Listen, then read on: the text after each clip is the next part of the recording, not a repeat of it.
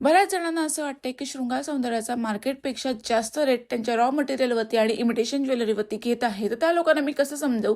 एकेकाळी आम्हालाही उन्हाचे चटके बसलेले आहेत, पण तेव्हा आम्हाला फुंकर घालणारं कोणीच नव्हतं.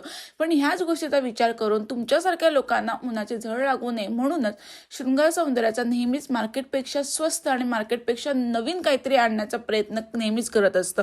आणि राहिला प्रश्न लोकांचा, तर लोकांचं आपण तोंड नाही बंद करू शकत. पण मी एवढंच सांगेन की शृंगार सौंदर्याला पैशांपेक्षा माणसांची श्रीमंती जास्त महत्त्वाची आहे.